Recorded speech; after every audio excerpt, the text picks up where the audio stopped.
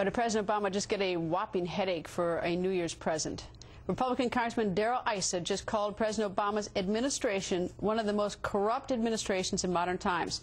That would be bad no matter what. What makes it worse, though, for President Obama is that Congressman Issa is the incoming chairman of the House Committee on Oversight and Government Reform. So the question is, since Congressman Issa thinks President Obama's administration is corrupt, what is he going to do about it? Former Senator Rick Santorum joins us live, and I should add that Representative Issa sort of walked it back. I think first he might have said that President Obama was corrupt personally, and he has now walked that back and said the administration. Yeah, look, I mean, Issa is a good guy. Issa's been in Congress. Obviously, he's a chairman. He's been in Congress a long time. He's a hard-nosed guy. He's a no-nonsense businessman. He likes to see government run as a business. He doesn't like waste. He doesn't like inefficiency. He doesn't like cronyism. And you basically see a lot of that in this administration, with the cronyism, taking care of the labor unions. I think one of the corruption things he was talking about is in the stimulus package. Big chunk of the money that went to the stimulus package went out to labor unions that supported the president, the SEIU and the AFSCME and the teachers unions. So I think those are the things that he's looking at. I think corruption's a little bit of a strong word, but look, I mean, he has an opportunity in his committee to prove it. If in fact that this administration is doing things that are breaking the law, Issa will get to the bottom of it. What I look at is, I mean, corruption doesn't necessarily mean breaking the law. You can be moral, I guess, in some ways. I mean, at corrupting what point, the Constitution. I mean, that's another way of looking at it. I guess, and I forget what Congressman Issa said for a second, but I mean, if our politicians will not go after waste, and here's a perfect example. An AP story tonight says the Federal Emergency Management Agency hasn't tried to recoup about $643 million in improper payments made to victims of Hurricane Katrina.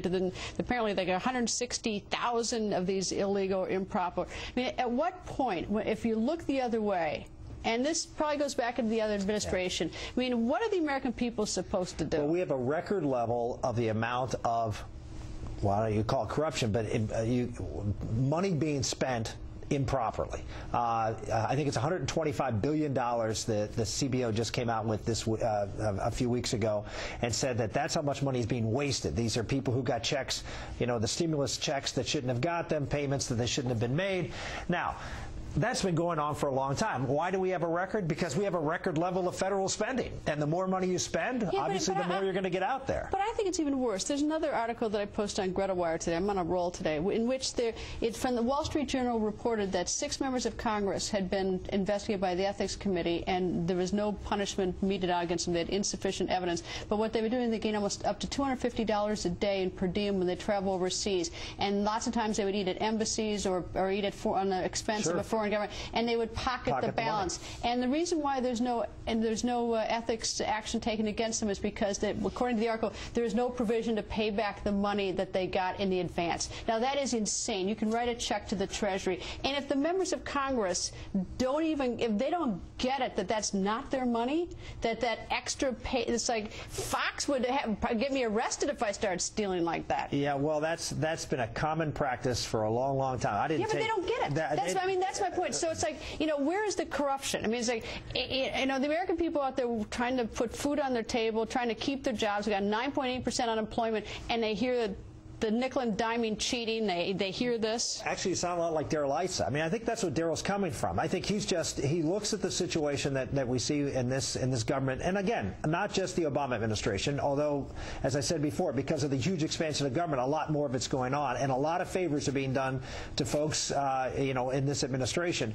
But I think Daryl's a hard-nosed business guy and wants to see government more accountable, and I think you're going to see some very, very tough hearings, things that were not done in this last Congress, from a guy who understands how to run a business. At what point is it political harassment, and when is legitimate search for oversight? I suspect that what you'll see is Daryl has a good staff, and they will go through and they will find good examples, and they will highlight those examples. I hope he leads with the big slow fastball right across the middle of the plate, so he can hit a few out of the park and get a reputation for actually taking on real waste and abuse. You might start with telling the members of Congress, pay back the money that doesn't belong to you. Not a bad place to start. And just write a check, and then you can go to the AP and start reading some of their articles. Because I give John Boehner's credit for doing some of the things, cutting back legislative staff. I mean, they're going to do some reforms, hopefully, and hopefully they're listening tonight. That would be one reform they should do. Senator, thank you, sir. Thank you.